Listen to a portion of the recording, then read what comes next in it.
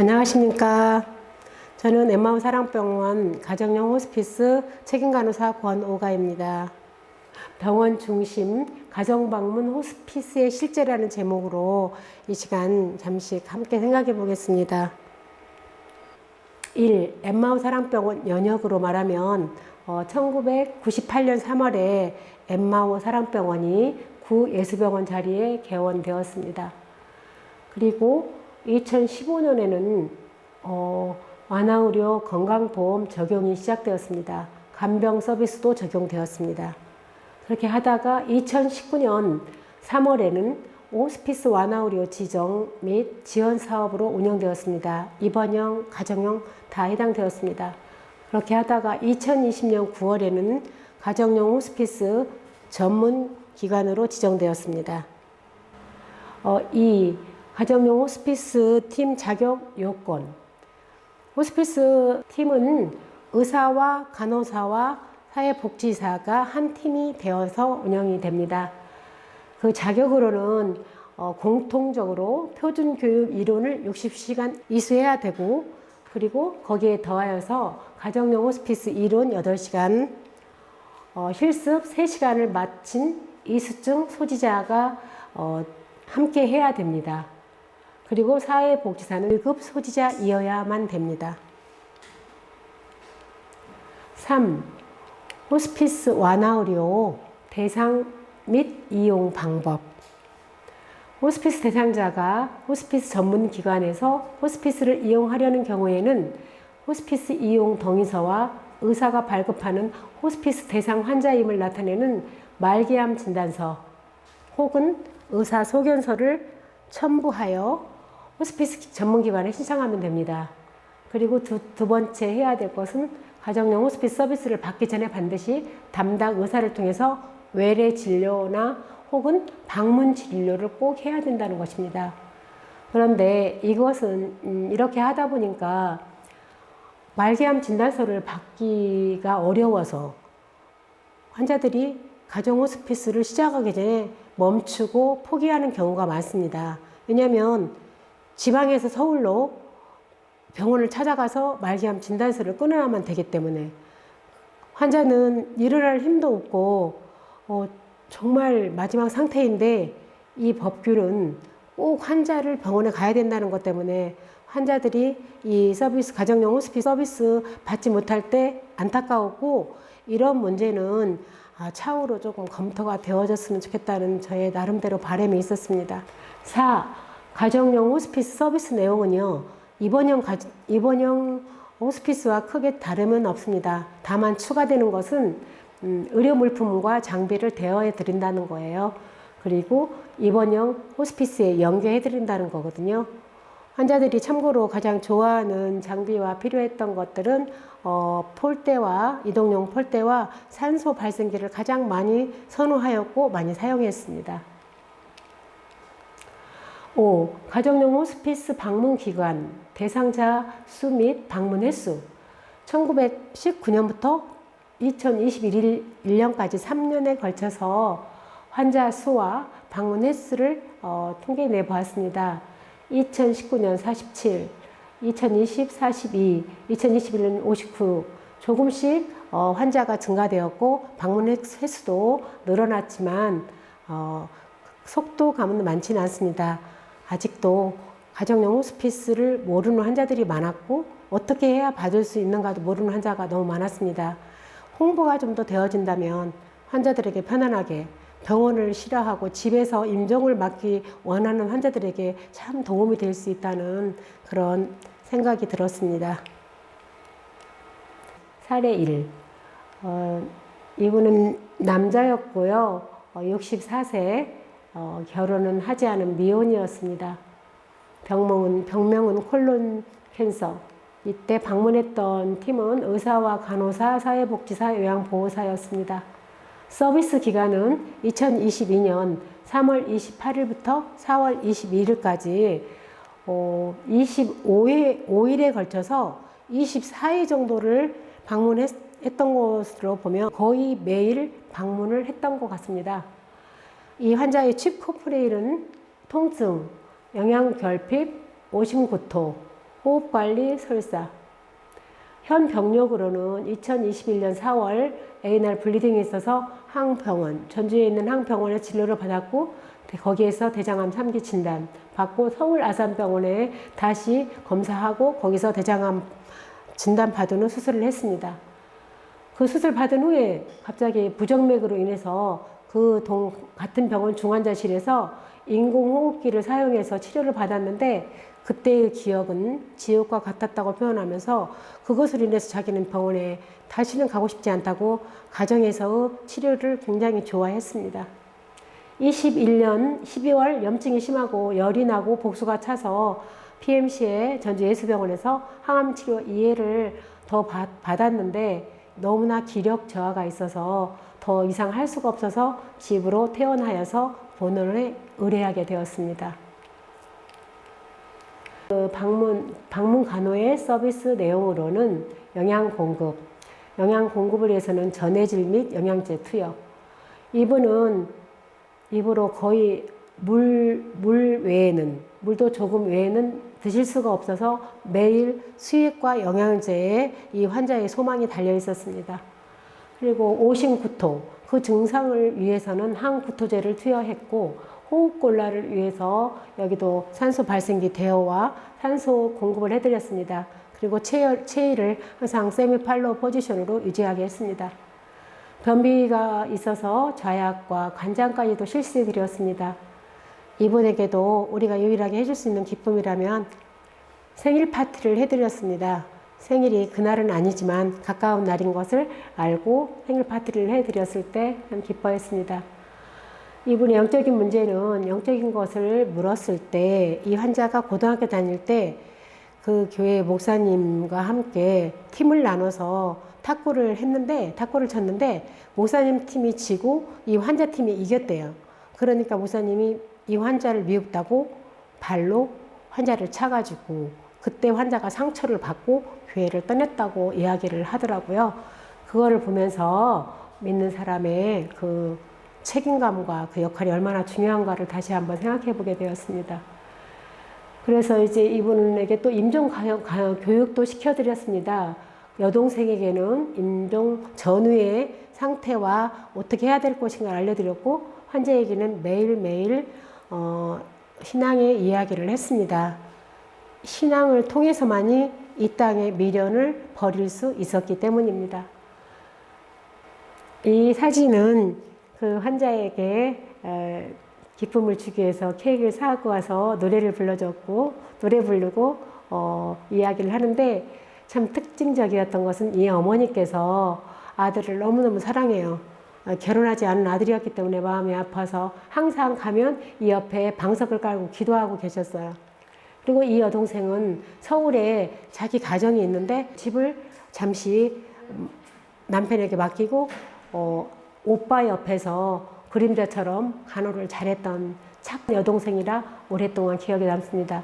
환자는 너무 낙천적이었고 굉장히 유머스러워서 제가 주사를 한번 실수하면 119 불러라.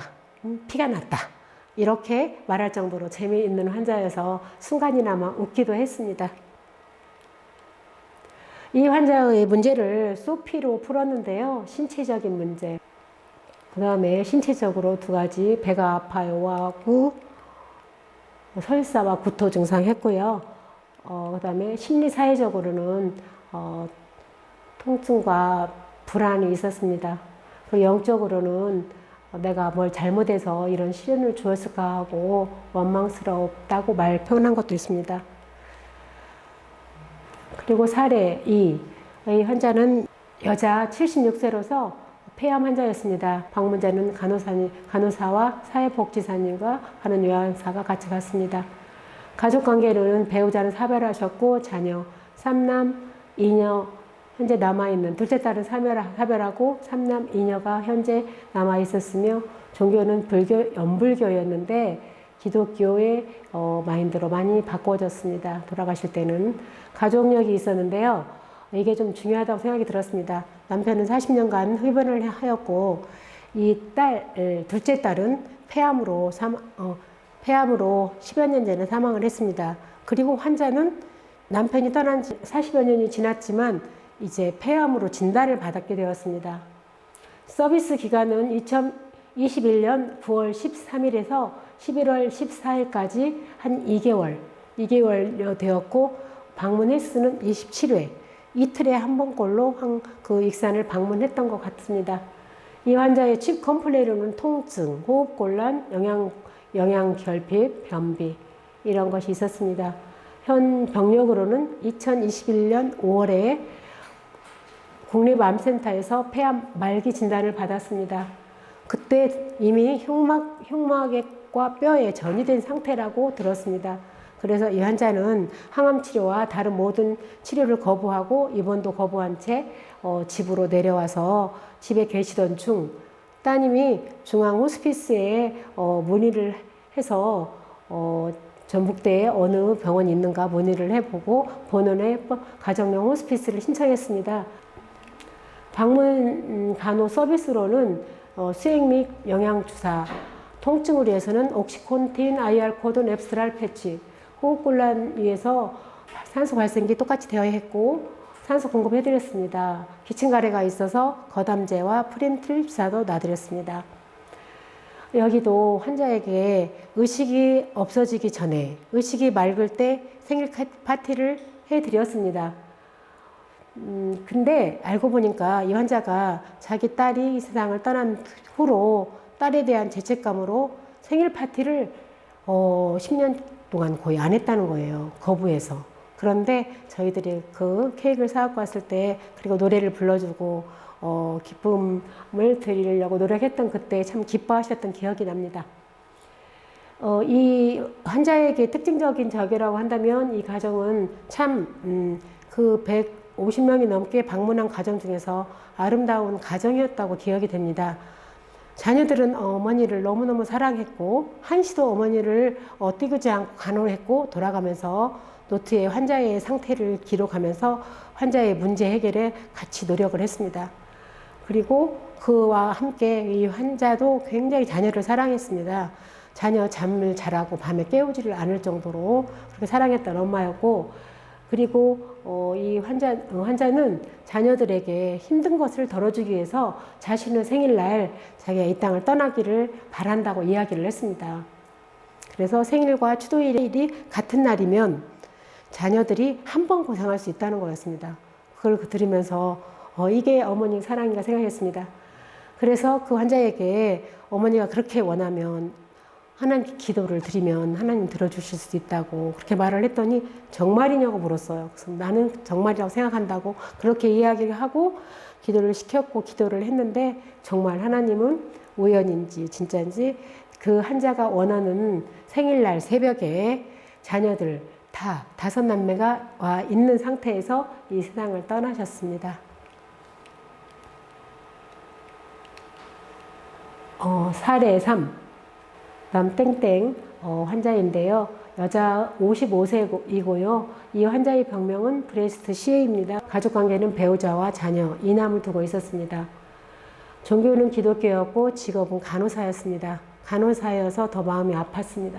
방문자는 간호사와 성직자, 자원봉사자.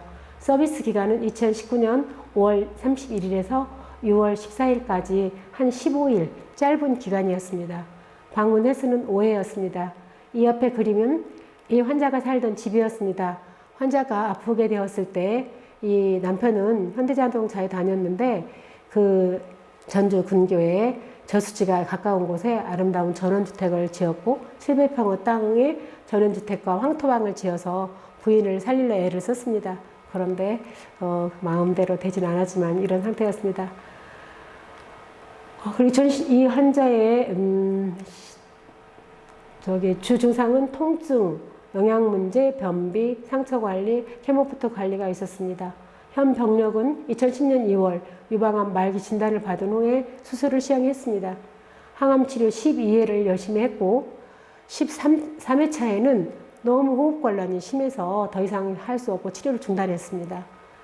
2019년 3월에는 또 호흡곤란으로 집에 와 있다가 호흡곤란으로 대자연병원에 방문하여서 흉부에서 물을 제거했습니다. 그리고 집에 기거하다가 통증이 심해지고 고통이 심해져서 본원에 의뢰하게 되었습니다. 방문 간호 서비스 내용은 영양이 부족해서 영양이 약해서 어노렉시아 증상이 심하여서 수액과 영양제 주사를 투여했습니다. 그리고 통증을 위해서는 옥시콘틴, IR 코드, 랩스트랄 패치 모든 면에서 주사 외에는 다 시행을 했습니다. 호흡곤란 때문에 이분도 산소 발생기와 산소를 공급해 드렸습니다. 영적으로는 이 환자에게 상담을 통해서 듣게 된 것인데, 이 환자가 간호사로 재직할 때 그 직장의 상사를 통해서 교회를 나가게 되었고, 그런데 그 상사로 인해서 상처를 받게 또 되었습니다. 그래서 그 직장을 떠났고 믿음에서 떠나 살고 있다가 이 병에 걸리게 되었습니다. 영적 상담과 지지를 통해서 환자는 서서히 믿음을 회복하게 되었고, 나중에 구원의 확신과 천국의 소망도 가지게 되었습니다. 그리고 남편과 아들에게도 긍정적인 신앙의 영향을 미쳤습니다.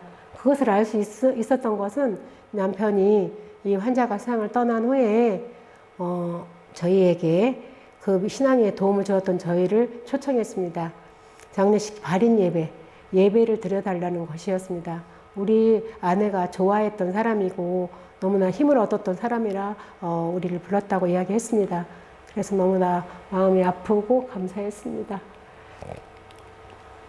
사례4, 이분은 여자 81세 환자로서 판크리아틱 CA, 가족 관계는 3년 1녀를 두고 있었고 종교는 없었습니다. 그때 당시에 서비스 기간은 2019년 5월 14일에서 6월 12일, 한 달이 채 못된 그런 시간이었고 방문의 수는 5회였습니다.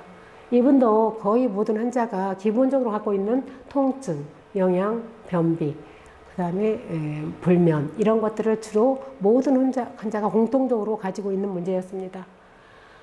현 병력으로는 2019년 3월 췌장암 진단을 받았고, 그때 당시에 간이 이미 전이되었다고 의사로부터 설명을 들었습니다.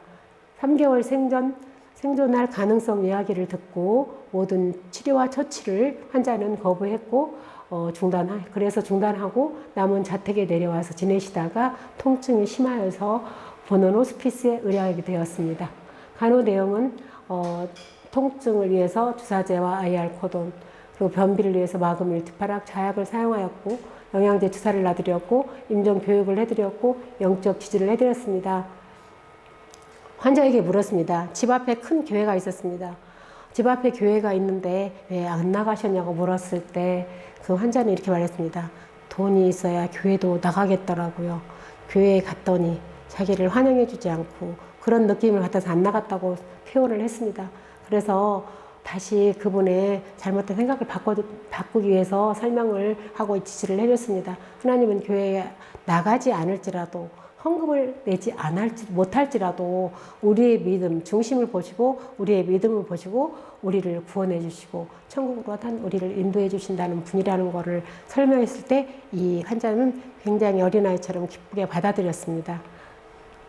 그래서 그 환자는 그 후에 믿음이 자라면서 믿음 안에 있다가 임종하게 되셨습니다. 이 간호 서비스 내용으로는 이분도 똑같이 수액과 영양제사를 놔드렸고, 통증을 위해서 일반 진통제와 IR 코돈을 드렸습니다. 오심구토를 위해서 백페란 경구약과 주사제를 놔드렸습니다. 이분도 호흡곤란에서 산소와 산소 발생기와 산소 공급을 해드렸습니다.